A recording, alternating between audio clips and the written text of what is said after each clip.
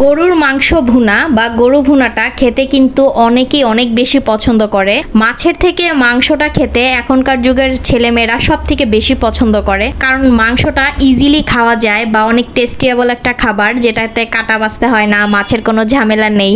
অনেক দ্রুত সময় বাঁচানোর জন্য হলেও অনেকে কিন্তু মাংসটাকে সব থেকে বেশি প্রিফারেবল করে। তো আজকে গরুর মাংসটা আমি রান্না করছিলাম, আর ইয়াং জেনারেশনের কথা মনে করছিলাম, তারা মাংস ছাড়া কিছুই বোঝে না, অনেকেই আছে।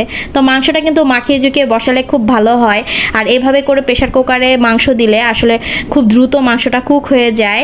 এতে করে কিন্তু গ্যাসের অপচয়টা কম হয়, কিংবা সিলিন্ডার যারা ব্যবহার করেন তাদের জন্য রান্না করতে খুব সুবিধা হয় এবং দ্রুত কিন্তু রান্না করা যায়। তো আমি কিন্তু মাংসটার মধ্যে যত মশলা আছে সবগুলাই দিয়েছি, আদা রসুনও পরিমাণ মতো দিয়েছি। আপনারা চাইলে এখানে কিন্তু পেঁয়াজ বাটাটা ইউজ করতে পারেন। আর তারপরে মাংসটা যখন কুক হয়ে যাবে আমি কিন্তু পেঁয়াজ বেরেস্তা করে এটার মধ্যে দিয়েছি। এতে করে মাংসের স্বাদটা অনেক গুণে বেড়ে যায় আর খেতে